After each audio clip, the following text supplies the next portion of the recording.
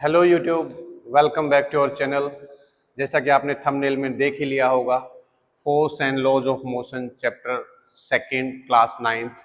आज हम इसको बेसिक से और एडवांस लेवल तक लेके जाएंगे। तो चैनल पे जो लोग फर्स्ट टाइम आए हैं वो लाइक शेयर सब्सक्राइब करते रहें और वीडियो को पूरी देखा करो, है ना। काफ़ी इन्फॉर्मेशन होती है वीडियो के अंदर, तो स्किप मत करा करो कुछ भी। आज कुछ बेहतर से बेहतरीन कंटेंट हम आपको प्रोवाइड करेंगे। आ जाओ इधर देखो। फोर्स से शुरू करते हैं। फोर्स क्या होता है, आप लोगों ने छोटी क्लासेज में पढ़ा ही होगा। फोर्स क्या होता है? पुलिंग और pushing of, pulling and pushing. मतलब पुल क्या होता है? खींचना। और पुश करना क्या होता है? धक्का देना या धकेलना, है ना। तो किसी भी ऑब्जेक्ट को हम पुल करते हैं, खींचते हैं। जैसे हम गाड़ी में बैठने से पहले गाड़ी के डोर को पुल करते हैं कि पुश करते हैं? पुल करते हैं। जब गाड़ी से नीचे उतर जाते हैं, गाड़ी से उतरने के बाद गाड़ी को खिड़की को बंद करते हैं, दरवाजे को, तो क्या करते हैं? पुश करते हैं। तो पुलिंग करना या पुशिंग करना, किसी भी ऑब्जेक्ट को खींचना या उसको धक्का देना क्या कहलाता है? फोर्स कहलाता है। ठीक है। तो फोर्स की एसआई यूनिट का ध्यान रखना। पूरी की पूरी फिजिक्स के अंदर सारा खेल किसका है? एसआई यूनिट्स का। एसआई यूनिट की फुल फॉर्म क्या होती है? आप लोग कमेंट करके बताओ मुझे। ऐसा यूनिट तो जगह जगह पढ़ी होगी, लेकिन ऐसा यूनिट की फुल फॉर्म क्या होती है? कमेंट में बताओ। तो फोर्स की ऐसा यूनिट क्या होती है? न्यूटन। न्यूटन। और इसको डिनोट किससे करा जाता है? कैपिटल एन से। तो कहीं भी ऐसा लिखा हुआ दिखे कि 10 न्यूटन, 50 न्यूटन, 20 न्यूटन, इसका मतलब क्या है? न्यूटन मतलब वो फोर्स लगा होगा। न्यूटन किसी और की भी यूनिट होगी, वो बाद में बताएंगे, लेकिन ध्यान रखें न्यूटन का मतलब क्या होता है? फोर्स होता है। वो फोर्स की टाइप कुछ और हो सकती है। जैसे हमने पढ़ा होगा वेट। वेट क्या होता है?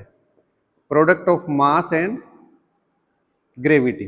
तो मास और ग्रेविटी, और ग्रेविटी क्या कह सकते हैं? Acceleration due to gravity. तो फोर्स क्या होता है? न्यूटन का सेकंड लॉ अभी देखेंगे, एम इंटू ए। तो ए और जी दोनों बराबर होते हैं। तो वेट की भी ऐसा यूनिट वही हो जाएगी जो फोर्स की होती है। तो मतलब वेट और फोर्स की दोनों की ऐसा यूनिट क्या हो जाएगी? न्यूटन। क्लियर? देखो, अभी हमने देखा कि किसी ऑब्जेक्ट को पुल करना या पुश करना फोर्स कहलाता है। तो अगर किसी ऑब्जेक्ट को पुल कर रहे हैं या पुश कर रहे हैं तो कुछ ना कुछ चेंज होगा कि नहीं होगा? तो मैं क्या कह सकता हूँ? Effect of force. ये छोटी छोटी हेडिंग है, कभी कभी क्वेश्चन पूछ लेता है, जो आपके यूटी एग्जाम होंगे या कोई बोर्ड एग्जाम जो भी है। Effect of force. अगर किसी ऑब्जेक्ट को मैं खींच रहा हूं या धक्का दे रहा हूं तो क्या हो सकता है? उसकी पोजीशन चेंज हो सकती है। हो सकती है कि नहीं हो सकती? उसकी शेप चेंज हो सकती है। उसका साइज चेंज हो सकता है। अगर रेस्ट में है तो वो मोशन में आ सकती है, और मोशन में है तो वो रेस्ट में हो सकते हैं। देखो एक थोड़ा सा एक्सप्लेन करके देखते हैं। पोजीशन को चेंज होना या पोजीशन का चेंज होना क्या कहता है? जैसे मान लो एक फुटबॉल है, फुटबॉल यहाँ रखी है। फुटबॉल खेली होगी ना सबने। फुटबॉल को मान लो मैंने लात मारी, किक मारा, तो पुश करा कि नहीं करा? तो फुटबॉल पहले यहाँ रखी थी, अब फुटबॉल यहाँ आके गिर गई। इसका मतलब क्या हो गया? फुटबॉल की पोजीशन चेंज होगी। शेप चेंज होना। शेप चेंज कैसे? जैसे कोई रबड़ की कोई चीज है, क्ले वगैरह होता है। क्ले को पहले छोटे बच्चे देखे होंगे, कुछ कुछ कार्टून वगैरह, कुछ आदमी, बिल्ली, भालू, मछली, छिपकली, सो भी बनाते हैं। तो इसका मतलब उसकी शेप चेंज कर देते हैं। साइज करना क्या होता है? जैसे एक रबड़ है, रबड़ को हम ऐसे खींच के बड़ा कर देते हैं तो उसका साइज बढ़ जाता है। रेस्ट और मोशन क्या होता है? जैसे मान लो फैन चल रहा है, तो फैन को चल रहा है तो इसको रोक देंगे फोर्स लगा के, तो ये मोशन रेस्ट में हो जाएगा। और रेस्ट में रुक जाएगा, उसके बाद फिर इसको चालू कर देंगे तो क्या हो जाएगा? मोशन में हो जाएगा। तो जनरली यही टाइप की बातें पूछता है। Effect of force. फोर्स के क्या क्या इफेक्ट होते हैं? चलो, फोर्स हो गया, फोर्स के इफेक्ट हो गए हैं। अब देखो type of forces. Type of forces मतलब क्या हुआ कि फोर्स किन किन टाइप्स का होता है। तो वैल्यू के बेस के ऊपर हमने नाइन्थ क्लास में डिस्कस करा है दो टाइप का फोर्स। एक तो क्या होता है? Balanced force. और दूसरा क्या होता है? अनबैलेंस्ड। देखो, टाइप के बेसिस पे, टाइप मतलब किस किस टाइप का फोर्स लगता है उसके बेसिस पे तो अलग अलग फोर्स होते हैं। जैसे फ्रिक्शन फोर्स होता है कि नहीं होता? बोलो, चलो दो चार नाम लिख देते हैं। Frictional force. ग्रेविटेशनल फोर्स होता है कि नहीं होता? बोलो। मैग्नेटिक फोर्स होता है कि नहीं हो? हायर क्लासेज में पढ़ोगे इसलिए शायद सिर्फ नाम नाम बता रहा हूँ, ध्यान रखना। इलेक्ट्रोस्टैटिक फोर्स होता है कि नहीं होता? मस्कुलर फोर्स होता है। ये क्या होते हैं? टाइप, मतलब किस किस टाइप के फोर्स लगते हैं, और ये टाइप ऑफ फोर्स बता रखे हैं वैल्यू के बेसिस के ऊपर, मतलब रिजल्टेंट फोर्स क्या होता है उसके बेस पे बता रखा है। एक एक फोर्स को देखते हैं। बैलेंस फोर्स क्या होता है? मैंने आपको पहले भी बताया है, अगर फिजिक्स केमिस्ट्री बायो मतलब साइंस की कोई भी चीज पढ़नी है तो नाम से ही पता लग जाएगा बहुत सी चीजों का। बैलेंस्ड, बैलेंस का मतलब जो चीज बैलेंस होगी। बैलेंस का मतलब क्या होता है? देखो एक एग्जांपल लेते हैं। अगर मान लो मेरे ऊपर 100 रुपए का कर्जा है और कोई मेरे को 100 रुपए दे जाए, तो मैं बैलेंस हो जाऊंगा कि नहीं हो जाऊंगा? 100 रुपए वहां से लेके उसको दे दूंगा, मतलब मैं क्या हो जाऊंगा? बीच में जैसा था वैसा ही हो जाऊंगा। एक बार थोड़ा सा एक्सप्लेन करते हैं। बैलेंस फोर्स क्या होता है? Resultant of all forces is zero. मतलब क्या है resultant of all forces zero का मतलब क्या हुआ? किसी भी ऑब्जेक्ट के ऊपर लगने वाले सारे फोर्सेस का सम, इसको दूसरी लैंग्वेज में ये भी कह सकते हैं, सारे फोर्सेस का सम अगर जीरो हो। देखो अगर मान लो ये कोई बॉक्स है, इसके ऊपर क्या है? 10 न्यूटन का फोर्स इधर से लग रहा है जिसका नाम दे दिया F1, और 10 न्यूटन का फोर्स इधर लग रहा है जिसका नाम दे दिया F2। तो देखो एक बॉक्स है जिसके ऊपर दो अलग अलग डायरेक्शन के अंदर फोर्स लग रहे हैं, तो रिजल्टेंट फोर्स क्या हो जाएगा? जो F रिजल्टेंट बोलो या F टोटल बोलो या F नेट बोलो, सब एक ही बात है। ये क्या होता है? सारे फोर्सेस का सम होता है। तो क्या करूंगा? F1 प्लस F2 कर दूंगा, ठीक है। तो F टोटल क्या आ जाएगा भाई मेरा? F1 कितना है? चलो वैल्यू लिखते हैं। F टोटल में क्या आ जाएगा? वैल्यू F1 की कितनी आ गई? देखो मैं इसको इस रेस्पेक्ट में मान रहा हूं, मैं यहाँ खड़ा हूं तो मैं मेरी तरफ इस वाली डायरेक्शन को पॉजिटिव मान रहा हूँ, ठीक है। मैंने अपनी तरफ खींचा 10 न्यूटन, प्लस में ये क्या हो जाएगा? ऑपोजिट डायरेक्शन में हो जाएगा, तो क्या हो जाएगा? -10। तो क्या आ जाएगा? 10 - 10 मतलब 0 हो जाएगा। तो इसका मतलब क्या हुआ? जहां पर F रिजल्टेंट 0 हो उस फोर्स को क्या कहेंगे? Balance force. मतलब इस केस में क्या होगा? ये जो बॉक्स है, ये बॉक्स ना तो इधर आएगा ना उधर आएगा, क्योंकि दोनों के ऊपर सेम टाइप का फोर्स लग रहा है। एक एग्जांपल रस्सा खींचने वाला होता है, टग ऑफ वॉर जिसको बोलते हैं। अगर सेम मैग्नीट्यूड के साथ फोर्स उधर लग रहा है, सेम मैग्नीट्यूड से इधर लग रहा है, तो दोनों केस में क्या हो जाएगा? ना तो रस्सा उधर जाएगा ना रस्सा उधर जाएगा, स्टेशनरी रहेगा। स्टेशनरी मतलब जहां था वहीं रहेगा। ये वाला एग्जाम्पल सेम वैसा ही है। तो balance force I think clear हो गया होगा ना, जहां पर resultant of all forces is equal to 0। चलो अब देखते हैं अनबैलेंस फोर्स। बैलेंस फोर्स में क्या बताया था? सभी फोर्सेज का सम रिजल्टेंट क्या था? 0 था। यहां पर क्या है? रिजल्टेंट नॉट इक्वल टू 0, जहां पर 0 ना हो। जैसे एग्जांपल देखते हैं, ये कोई मान लो बॉक्स है, इसके ऊपर लगाया मान लो 10 न्यूटन का फोर्स। समझने के लिए देखो बहुत सिंपल सिंपल एग्जांपल दे रहा हूँ। ये मान लो लगाया 20 न्यूटन का फोर्स। ये वही बॉक्स है, ये वही F1 है, ये वही F2 है। तो F टोटल क्या हो जाएगा? F रिजल्टेंट क्या हो जाएगा? F1 प्लस F2, ठीक है। तो F टोटल क्या हो जाएगा? F1 कितना है? 10 न्यूटन, और ये कितना है? माइनस का 20। तो आंसर कितना आ जाएगा? 10 - 20 मतलब -10 न्यूटन। इसका मतलब क्या होगा? ये इस डायरेक्शन में जाएगा। अब देखो यहां से एक बात निकल के आई, जो F नेट है या F टोटल है, टोटल उसकी वैल्यू जो आएगी, उसकी वैल्यू कितनी आई अपने इस केस में? -10 न्यूटन। माइनस का मतलब क्या हुआ? डायरेक्शन दिखा रहा है। डायरेक्शन क्या? मैं इधर खड़ा हूं तो मैं इस डायरेक्शन को पॉजिटिव मान रहा हूं। अगर ये डायरेक्शन उस डायरेक्शन की तरफ शो कर रही है, मतलब उसका मैग्नीट्यूड भी ज्यादा है और उसकी डायरेक्शन भी वही है, तो जो एफ नेट होता है वो डिफाइन करेगा मोशन ऑफ ऑब्जेक्ट। देखो इसको थोड़ा सा अपनी सिंपल लैंग्वेज में बताता हूं। जो एफ टोटल की वैल्यू आती है वो डिसाइड करता है मोशन किधर होगा। मोशन किधर होगा? देखो अगर एफ नेट की वैल्यू यहां पर F2 की वजह से क्या हो रहा है? F2 ज्यादा है कि नहीं ज्यादा, तो अपनी तरफ खींच लाएगा। इसको सिंपल लैंग्वेज में रस्सा वाला एग्जांपल से ही देख लो। यहां से खींचने वाले क्या है? 10 न्यूटन का फोर्स लगा रही है, यहां से 20। तो ये बॉक्स इधर आ जाएगा कि नहीं आ जाएगा? इधर आ जाएगा। इसका मतलब फोर्स ज्यादा है, तो इसका मतलब यहाँ मोशन डिफाइन करेगा। तो इसको क्या कह सकते हैं? जो एफ नेट है, मतलब टोटल जो फोर्स है, वो क्या डिफाइन करेगा? Motion of object. चलो देखो एक कभी कभी पूछ लेता है क्योंकि एमटीजी वगैरह की बुक्स वगैरह हैं, इसमें फ्रिक्शन फोर्स को डिस्कस भी कर रखा है। फ्रिक्शन फोर्स बोलो चाहे फ्रिक्शनल फोर्स बोलो, है ना। क्या होता है फ्रिक्शनल फोर्स, जिसको हिंदी में क्या बोलते हैं, घर्षण। इसको क्या बोलते हैं,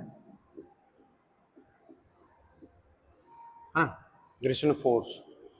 ठीक है, फ्रिक्शनल फोर्स क्या होता है, a type of force which opposes the relative motion, है ना। मतलब क्या हुआ, एक ऐसा टाइप का फोर्स होता है जो किसी भी ऑब्जेक्ट के मोशन को रोकता है।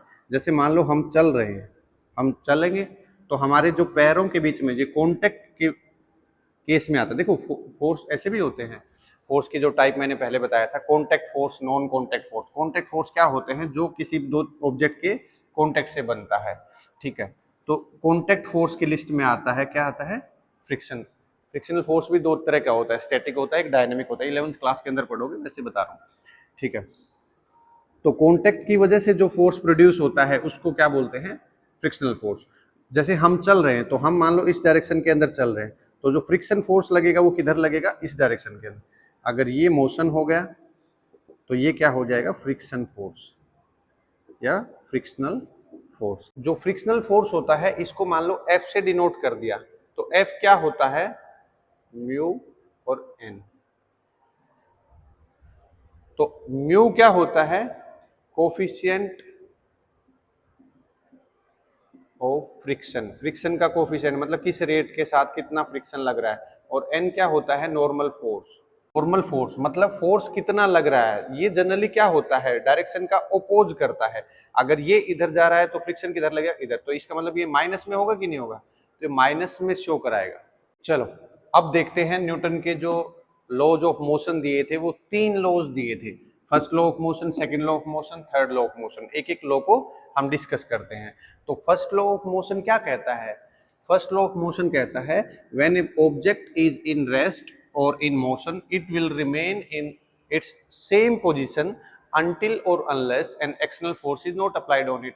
मतलब कोई भी ऑब्जेक्ट है वो अपनी सेम स्टेट में रहेगा, मोशन में है तो मोशन में रहेगा, रेस्ट में है तो रेस्ट में रहेगा, जब तक बाहर से उसके ऊपर कोई फोर्स नहीं लगा देता, ठीक है।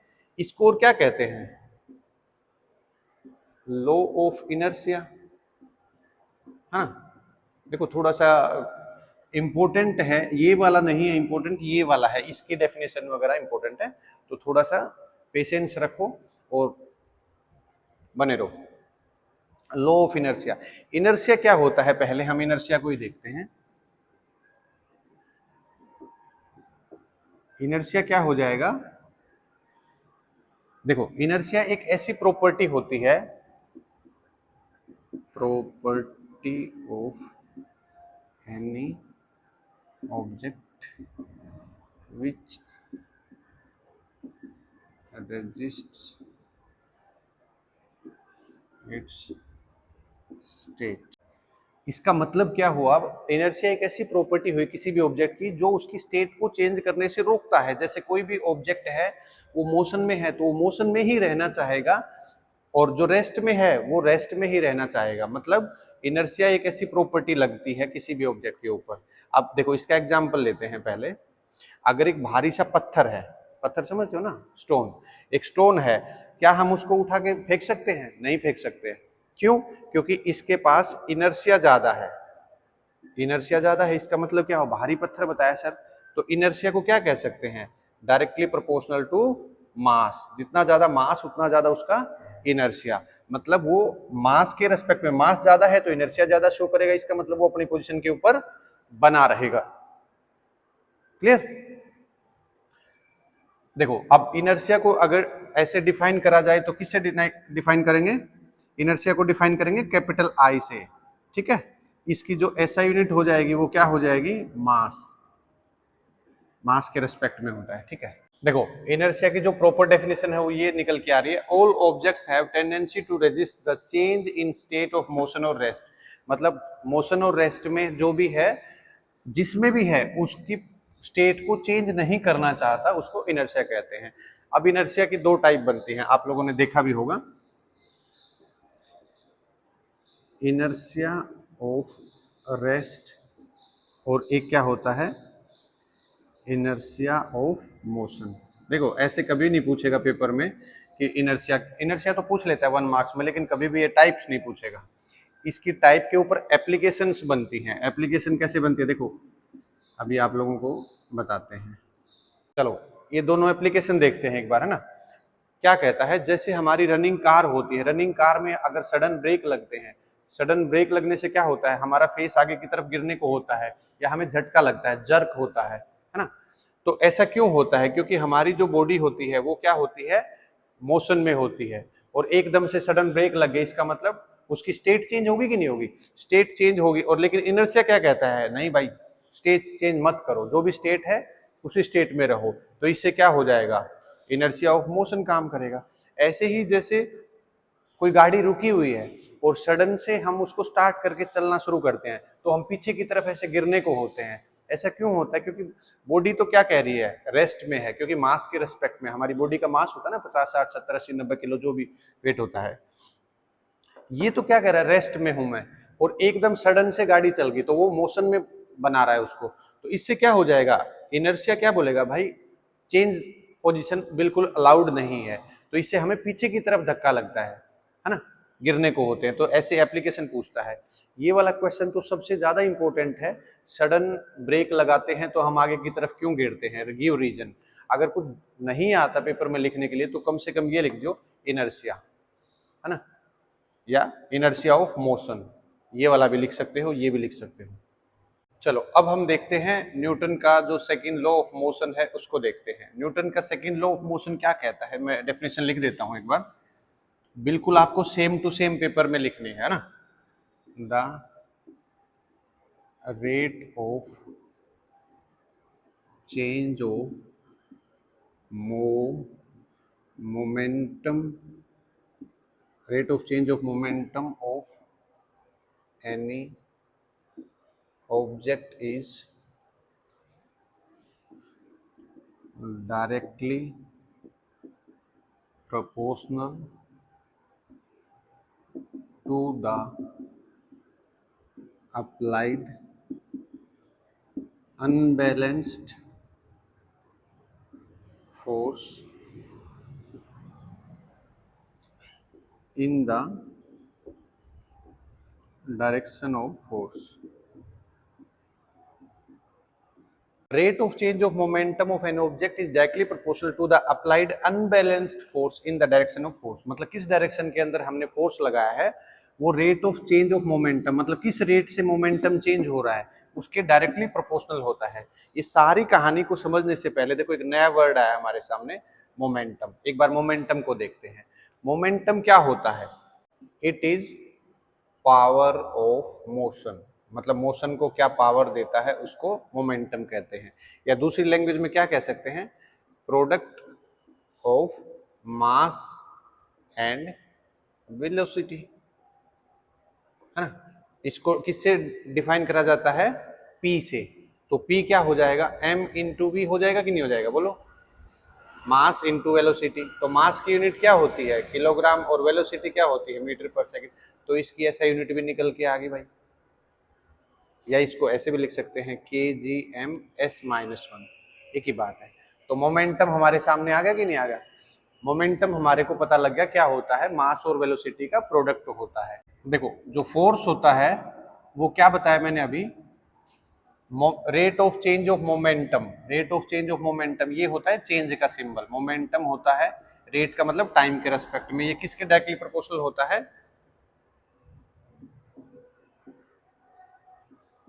देखो जो फोर्स हो जाएगा वो क्या हो जाएगा, मोमेंटम को चेंज करना है वेलोसिटी के रेस्पेक्ट में, ठीक है। तो देखो v minus you by T क्या होता है, a होता है। तो क्या लिख सकता हूँ, delta p by T directly proportional to M A, लिख सकता हूँ। ये क्या होता है, ये फोर्स होता है, तो फोर्स क्या हो जाएगा, एम ए। लेकिन यहाँ पर एक कांस्टेंट और ऐड होता है जिसको हम किसे डिनोट करते हैं, एक्चुअल में जो फोर्स की जो इक्वेशन होती है वो ये होती है, हम इस कांस्टेंट को क्या मान लेते हैं, 1। इसलिए जो लास्ट में इक्वेशन हमारे सामने आती है वो क्या आती है, F equal to M A. ध्यान रहेगा। इसके ऊपर न्यूमेरिकल ज्यादा आते हैं, इक्वेशन को तो कुछ ज्यादा वो नहीं है। और एक देखो, एक और शॉर्टकट बताता हूँ। अगर न्यूटन का सेकंड लॉ, ये मोमेंटम वगैरह ये सब नहीं समझ में आ रहा, हमें समझ ही नहीं आ रहा कहाँ से क्या करेंगे, तो सिंपल बताओ, जो फोर्स होता है वो मास और एक्सेलरेशन का प्रोडक्ट होता है, ये तो कर सकते हो, ये तो सिंपल है। हाँ, एक बात और रहेगी बीच में, एप्लीकेशंस, साथ साथ एप्लीकेशंस भी करते चलो। Applications of laws of motion. Laws of motion की एप्लीकेशंस क्या क्या होती हैं? फर्स्ट लॉ पढ़ा हमने। फर्स्ट लॉ में क्या है, कोई भी ऑब्जेक्ट मोशन में है तो मोशन में रहेगा, रेस्ट में है तो रेस्ट में रहेगा, जब तक कोई एक्सटर्नल फोर्स ना लगाए। तो इसकी पहली जो एप्लीकेशन हो जाएगी वो क्या हो जाएगी, अगर मान लो एक पेड़ से फल गिरना, पेड़ से, न्यूटन ने खुद ही बताया था, एक सेब गिरा था तो न्यूटन ने ग्रेविटी का डिस्कवरी कर दी थी ना। तो पेड़ को अगर ऐसे हिलाएंगे तो क्या होगा, जो फ्रूट्स लगे हुए हैं वो क्या हो जाएंगे, रेस्ट में हैं, लेकिन पेड़ मोशन में आ जाएगा तो नीचे गिर जाएंगे। दूसरा क्या होता है, जो घरों के अंदर जो पायदान होता है, मैट होता है, इस मैट को हम स्टिक से पीटते हैं, पीटते कि नहीं पीटते? पढ़ लो, नहीं तुम्हारे घर वाले तुम्हें पीटेंगे, है ना। स्टिक से पीटते हैं तो क्या होता है, जो डस्ट पार्टिकल होते हैं वो नीचे गिर जाते हैं, डस्ट पार्टिकल गिरते कि नहीं गिरते? इसका मतलब क्या, देखो इसको हाइपोथेटिकल एंगल से देखो। अगर मैट है, मैट को मैंने स्टिक से मारा तो मैट तो हो गया मोशन में और डस्ट पार्टिकल वही रह गए तो नीचे गिर जाते हैं, ऐसे होता है।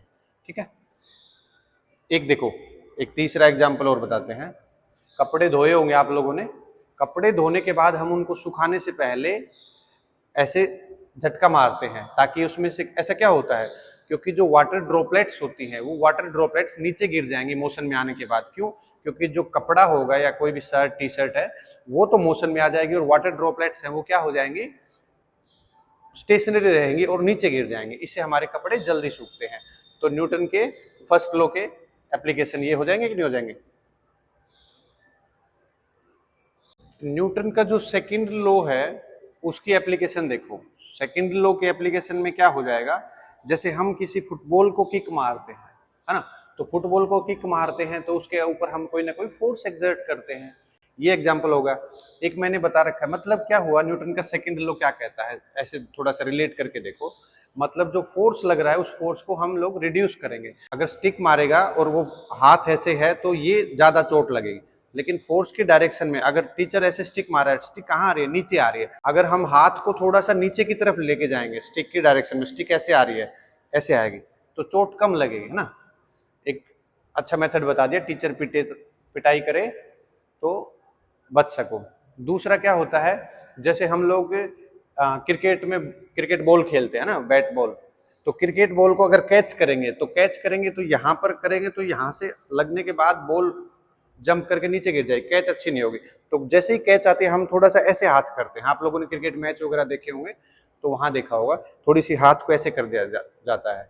ऐसा क्यों कर दिया जाता है, क्योंकि जो डायरेक्शन होती है बॉल की डायरेक्शन कहाँ है, ऐसे नीचे गिर रही है, नीचे गिरे और हाथ भी नीचे जाएंगे तो सेफली होगा। अभी पिटने वाला एग्जांपल बताया था, अगर स्टिक की डायरेक्शन के अंदर हाथ ऐसे हो जाएगा तो आपको चोट कम लगेगी। एक देखो, हमारी गाड़ियों के अंदर एयर बैग्स लगे होते हैं, अगर हमारी गाड़ी कहीं भी क्रैश होती है, पेड़ से लगा लो, चाहे दूसरी गाड़ी से लगा लो, चाहे दीवार से, घर से, किसी से भी, तो जो एयर बैग्स होते हैं वो पीछे की तरफ ऐसे ओपन होके खुलते कि नहीं खुलते हैं, तो वो क्या करते हैं, जो फोर्स होता है उसको रिड्यूस कर देते हैं। हमारी जो बॉडी होती है, जिस मान लो 150 की स्पीड पे गाड़ी भाग रही है, तो बॉडी मोशन में होगी कि नहीं होगी, उस मोशन को रिड्यूस कर देगा, मतलब उसको प्रोटेक्ट कर लेगा। ऐसे ही सीट बेल्ट काम करती है एक्सीडेंट के केस में। सीट बेल्ट क्यों पहनना चाहिए, सीट बेल्ट कोई ऐसा मत सोचना कि पुलिस वालों से बचने के लिए सीट बेल्ट पहनी जाती है, सीट बेल्ट एक सेफ्टी मेजर है। अभी हमने क्या देखा, मोमेंटम देखा, मोमेंटम क्या होता है, मास और वेलोसिटी। तो मास अगर ज्यादा हो जाएगा और भागी हुई गाड़ी मतलब वेलोसिटी ज्यादा हो जाएगी, तो मोमेंटम ज्यादा, मोमेंटम मतलब फोर्स ज्यादा।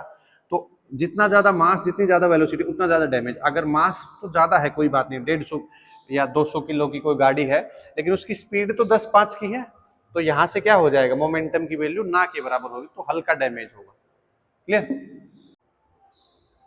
चलो, इम्पल्स ऑफ फोर्स एक नई टर्म है, ये कभी कभी पूछा जाता है। इम्पल्स ऑफ फोर्स क्या हो जाएगा, ये impulse of force is defined as the product of applied force with respect to time of any body या एनी ऑब्जेक्ट, किसी भी बॉडी या ऑब्जेक्ट के ऊपर जितना फोर्स लग रहा है, जितनी देर तक लग रहा है, इन दोनों का जो प्रोडक्ट होता है उसको क्या कहते हैं, इम्पल्स।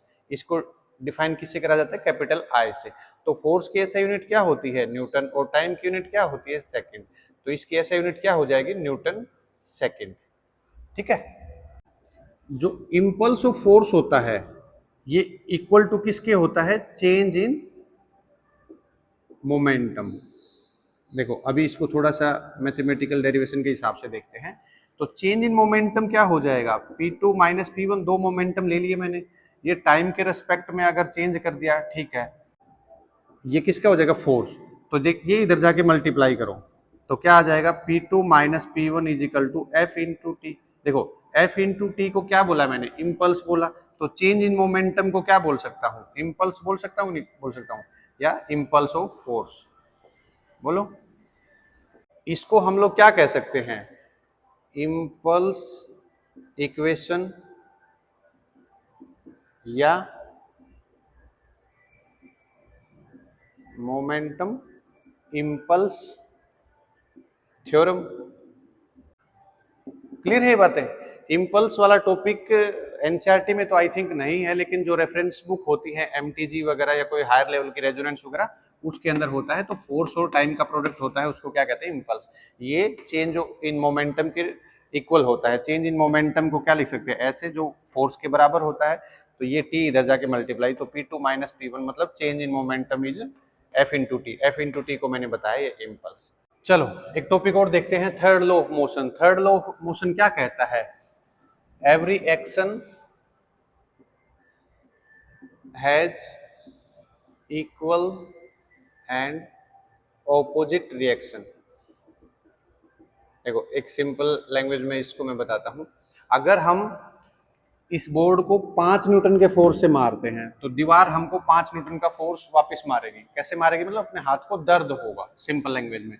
कोई भी काम करते हैं, जो एक्शन करते हैं, रिएक्शन, है ना।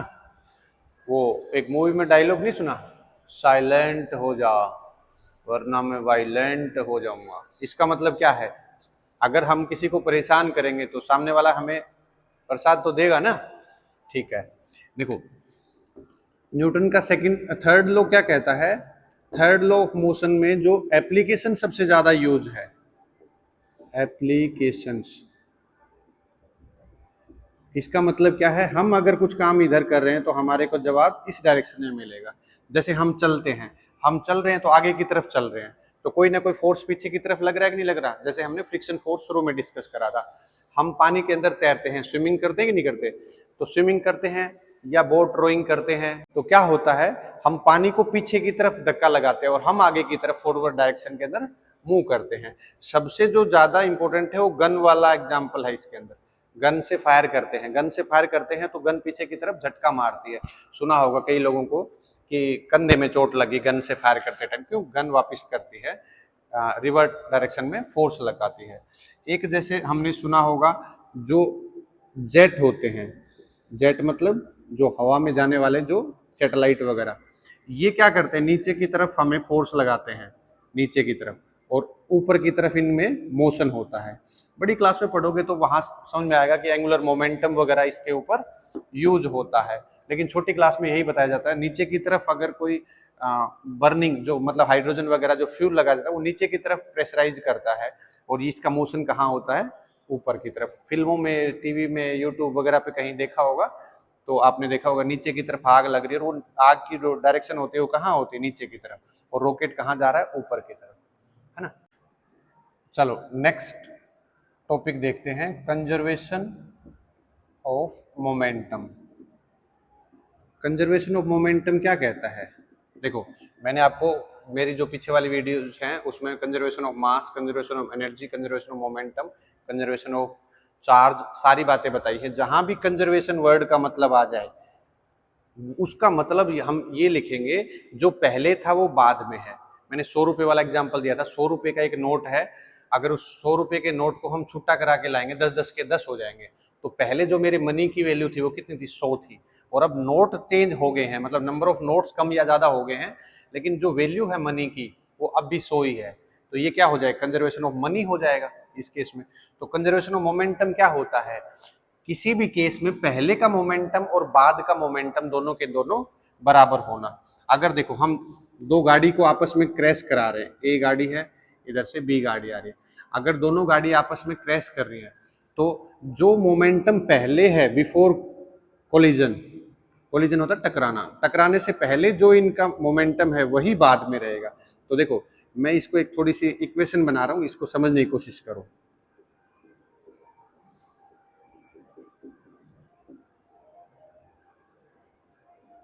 मास और वेलोसिटी हो गया कि नहीं होगा, मास और वेलोसिटी का प्रोडक्ट क्या हो जाएगा, ये इनिशियल केस है, इनिशियल केस मतलब बिफोर कोलिजन है। मास इनटू वेलोसिटी का जो कॉम्बिनेशन होता है वो क्या होता है, मोमेंटम। ये मान लो इसका p का मान लो, या पी ए मान लो, या पी बी मान लो, है ना, दोनों का मोमेंटम क्या हो जाएगा, मास मास b का, और ये क्या हो जाएगा आफ्टर कोलिजन, ए का मोमेंटम है, ये बी का मोमेंटम है, तो दोनों के दोनों मोमेंटम हमेशा बराबर रहेंगे। इसके ऊपर भी क्वेश्चन आते हैं, है ना, न्यूमेरिकल सेक्शन में हम सब चीज कवर करेंगे। तो आई होप आज की वीडियो काफी इंटरेस्टिंग रही होगी, काफी कुछ नया सीखने को मिला होगा। न्यूमेरिकल सेक्शंस के लिए एक स्पेशल से इंपॉर्टेंट वीडियो आने वाली है, बहुत ही शानदार वीडियो, सिलेक्टेड न्यूमेरिकल्स करेंगे, उसमें आईआईटी लेवल तक के क्वेश्चंस, क्योंकि 11th में भी ये टॉपिक है, तो 11th और 12th का ही कॉन्सेप्ट मेन आता है आईआईटी जेईई नीट वगैरह में। तो उस टाइप के जो न्यूमेरिकल्स रहेंगे उनको हम कवर अप करने की कोशिश करेंगे। एक कुछ बच्चों की प्रॉब्लम थी कि सर थोड़ा सा लेवल हाई है, बेसिक लेवल कराओ।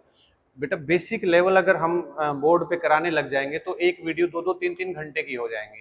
तो मैं उम्मीद करता हूं कि वीडियो को 1 से 2 बार देखें, 3 बार देखें, या फिर क्या करें साइड बाय नोट्स बनाते चलें, है ना, थोड़ा सा बुक की भी हेल्प लें, इससे आप लोगों के कॉन्सेप्ट्स क्लियर हो जाएंगे। सारी चीज इतनी डिटेल में बताना पॉसिबल नहीं है ना।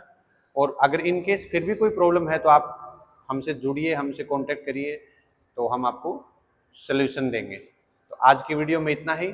जो लोग चैनल पे फर्स्ट टाइम आए थे, लाइक शेयर सब्सक्राइब करें, बहुत अच्छा बेहतरीन कंटेंट आपको मिलने वाला है। तो आज के लिए इतना ही, मिलते हैं नेक्स्ट वीडियो में, तब तक पढ़ते रहिए, बारिश एंजॉय करते रहिए।